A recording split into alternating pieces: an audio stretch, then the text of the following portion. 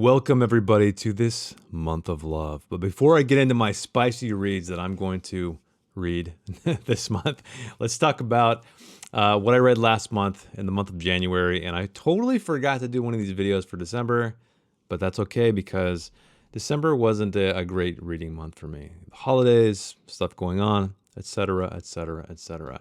But let us begin. So, the first book, and I forgot to bring this up, I think in the last video I did for these, but I've been reading the Gap series by Stephen R. Donaldson. I started with The Real Story, which I did a read-along for, so you should go check that out. I also reviewed the book. But I went on with Forbidden Knowledge, the second book. I really enjoyed that one, so I am currently just about done with the third book. So I'm going to be continuing as well. It's kind of my commute read, so I'm listening to it mostly. It's kind of in the background. Granted, I'm still hopefully paying enough attention. I'm enjoying the story so far. It's a great sci-fi series from the 90s, that good old decade when science fiction was, well, just a little bit better, I guess. So let's move on to the next book I've read was No Country for Old Men by Cormac McCarthy. It was the third time I read this book. I also dedicated a read along to it. I've been thinking about reviewing it, but I don't know. I feel like so much has been said about it. I felt like I gave so many of my thoughts on the read-along. Granted, not many people watch the read-along videos. But I don't know. If you'd like to see a review of No Country for Old Men, let me know in the comments below. But a master at work. Every time I read Cormac McCarthy, he reminds me that it is such a pity that there are very few writers out there, at least that I'm aware of, that are truly doing it for the art. Because McCarthy did not chase trends. He did not bend to the will of publisher demands. He wrote what he wanted to write, and it shows. It definitely shows. I don't know. I don't know what else to say about Cormac McCarthy. He was a great writer, well, I shouldn't say a great man. I never knew the guy, but I loved his books. I loved that he marched to the beat of his own drum, let's say. He was sort of the modern master of the breaking prose down, breaking writing down to its most base qualities, I guess. I know Hemingway was one of the guys who inspired him, and also was really, he strived for that simplicity. However, I never really liked Hemingway very much. I feel like Cormac McCarthy was the epitome, at least so far, of that era, of that philosophy of writing. So, No Country for Old Men, third time, still love it. Picked up so many great things. Go check it out if you haven't. Highly recommend it. It's probably his most accessible novel, maybe even more so than The Road. I don't know. That could be arguable. But let us move on. This next book I read was another classic. Not another classic. It was the only classic of the bunch, although I feel like No Country is going to be a classic someday. That is Lord of the Flies by William Golding. Now, I loved the movie as a kid, the black and white one where, you know, we all remember Piggy gets smashed by a boulder. That scene stands out to me. I'm sure it does to many people because it's quite pivotal. Pivotal. It's a pivotal scene. That's what I meant to say. But this book, so this was a buddy read. One of my best buds, my daughter, she's in high school, and I try to be a supportive dad and read along with her because she's kind of in a reading funk. She loved it when she was younger. Now she's not that into it, though she tries. I feel like she's going to come back around sometime because I went through the same problem as a teenager as well. I really wanted to read, and I really wanted to like reading, and I tried it. It took a long time for me to really kind of find my groove and find authors that spoke to me. But anyway, more about Lord of the Flies. It's kind of a hard book to read, a difficult book to read. I don't want to say that the prose is difficult or the concepts are difficult or anything like that. I love the concept. I love that it's in media res. So right when you start the book, they're on the beach. It's not this crazy buildup. There's no prelude. There's no beginning outside of just them on the beach. They're already wrecked. You're wondering how in the hell did they get here? So kudos to William Golding for doing something like that, because I feel like a lot of older novels, there's a lot of preamble. There's a lot of setup before we really get into the meat of the story. But I found this book not very engaging. It was really difficult to read. The cinematography, goddammit, was a little bit sour in this one.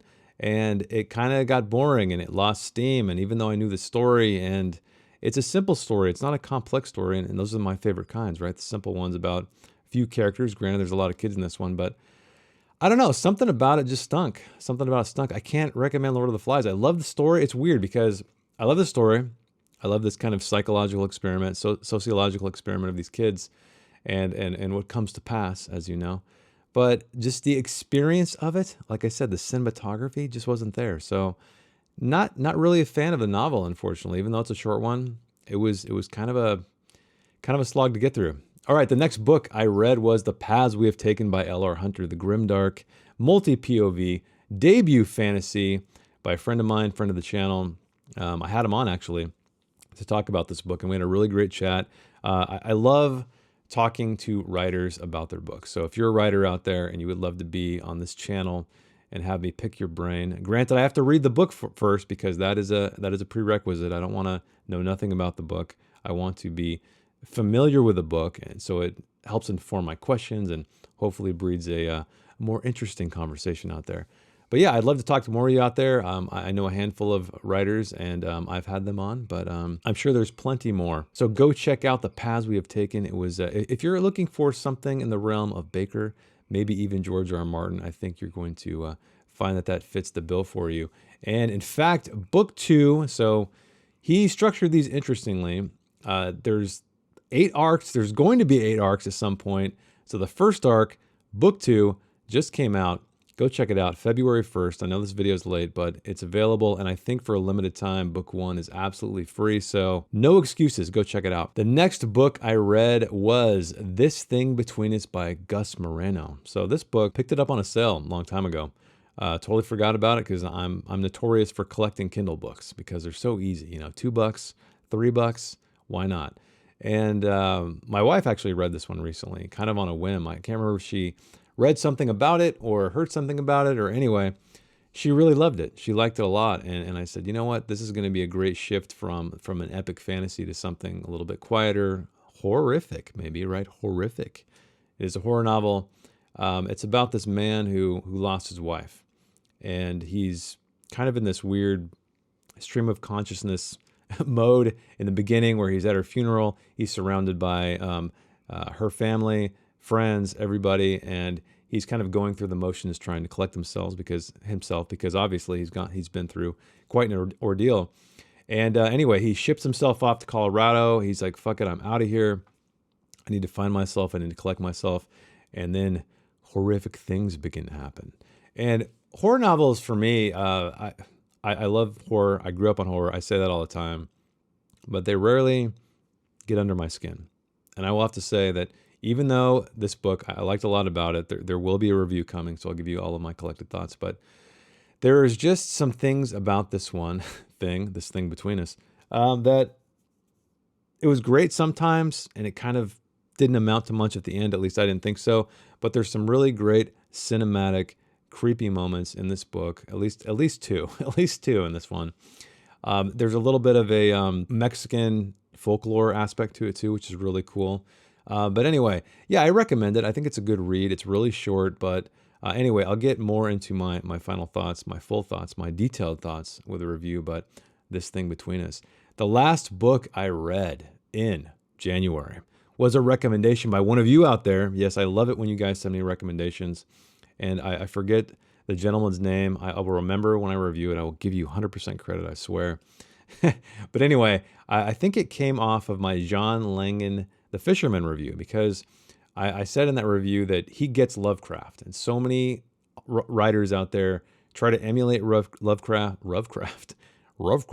They try to emulate Lovecraft, and then they fall short, or they try to create kind of an atmospheric feel like he does, but maybe not exactly, but kind of in the ballpark. And I don't know, inevitably it just kind of falls short for me. I've yet to read anybody outside of John Langan who captures that vibe. Thomas Ligotti, granted, I've only read, I think, one of his short stories, but while it's not Lovecraftian, speaking of Lovecraftian, Gus Moreno uses Lovecraftian as an adjective in his book. Anyway, more on that in the review.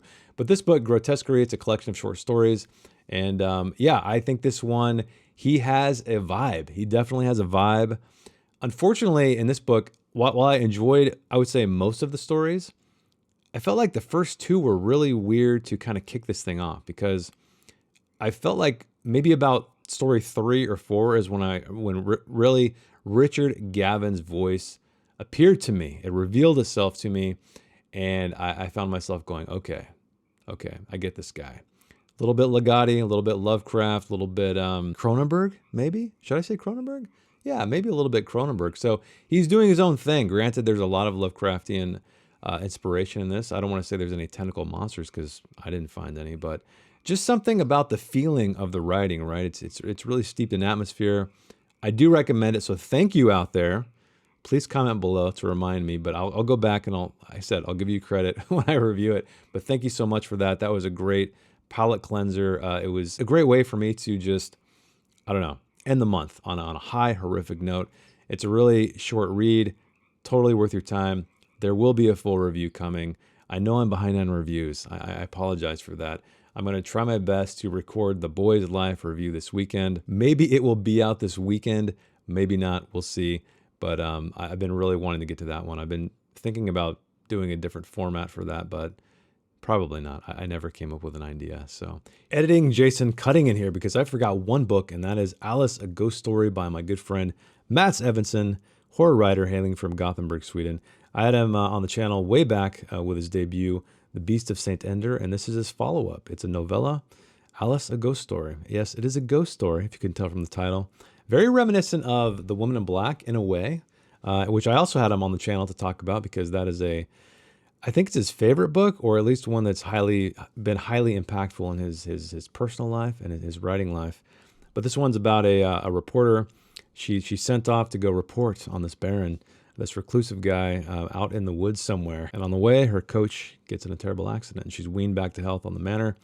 And let's just say she discovers some strange things about herself and about the world around her. But it was a good one. I enjoyed it. Highly recommend it. Go pick it up. It's super cheap. It's like $2 or $3. Here we are, but let's talk about my to be read. To be read. Well, it's going to be a spicy month for me, as you know, because, or maybe you don't know, but I put a poll out there and I said, hey, what's a book that you want me to read? Actually, not the poll. Sorry. It was in a video. It was my Christmas gift to you out there. I know I'm a belated gift giver here because it's February. I asked any book you would like me to read and review, what would it be? And you said, well, one of you out there said, The Fourth Wing by Rebecca Yarros. And the rest of you decided you would agree with that, with liking and liking and liking and liking over and over again. And part of me wondered, do you guys really want my critique on this? Do you want my unbiased, let's call it unbiased, or my fair criticism, or were you looking for a means to troll me by? So I think it's more of a troll, but the joke's on you. I started this book already. I've read 2 chapters, and well, you know what? I'm not going to spoil it. I'm not going to spoil it because you guys also voted that you wanted me to create kind of a vlog-like video. Granted, I'm not going to do it chapter by chapter. There's going to be one video. It's going to be a collection of my thoughts as I make my way through the video. So I'm very early right now. So I don't want to say positive, okay? More on that. I don't want to spoil it. Half of you, just a little bit less than half of you wanted me to do a review. So I think I'm going to do both. I'm going to, serve the crowd, right? I'm going to give the crowd what they want. And that is a review as well as this vlog-esque impression. I don't know what it's going to be. But anyway, yeah, I think I'll do 2 of those just for you guys out there because I love you guys. Thank you for the support as always because I'm still here 3 years later. Anyway, Rebecca Yarros, honestly, I don't know if that's going to take me all month to read. It's a short month, as we know. If it doesn't, I'll need a palate cleanser. So I'm asking you out there, please, after I am just absolutely sullied by The Fourth Wing, who knows, I may love it. And then that's going to be a big surprise for you out there and myself. Anyway, I don't think I will. But anyway, yeah, give me a palate cleanser. What's a great short book to read after The Fourth Wing? Preferably not fantasy, unless there's a really short fantasy book out there you want me to read, like, I don't know, something like the new Patrick Rothfuss little novella, or maybe the other one. What's the other one called? The one with the girl that plays in the sewers and stuff. I know Helen out there wants me to read that one. But yeah, preferably not fantasy, but if you guys really want me to read one of those short ones, I totally would. Just, I don't know, something else to end the month right, to start off March in a positive light, not ending on a low note. I know, I'm already pretending I'm going to hate this book. I may love The Fourth Wing. You guys never know. Anyway, that is it for me. I can't really think of any films that I watched this month that I would recommend. So I did watch some movies, but not any standout ones, and I'm probably forgetting something. But anyway, I will let you know if I think of something. That's it for me, everybody. Thanks for hanging out. That is what I read. This is what I'm going to read, with the exception of maybe a palate cleanser that you're going to let me know about down in the comments, because I really like it when you guys comment on my videos. Happy Valentine's Day, early Valentine's Day. This is how I'm going to cozy up for the rest of the month, most of the month anyway. Maybe I'll eat some chocolate. Maybe I'll read by a fireplace. Maybe I'll wear a robe. Maybe I'll take a bath while reading it. Who knows? It could get crazy. But anyway, as always, thank you for hanging out with me. Thank you for watching the video, and I will see you in the next one. Bye.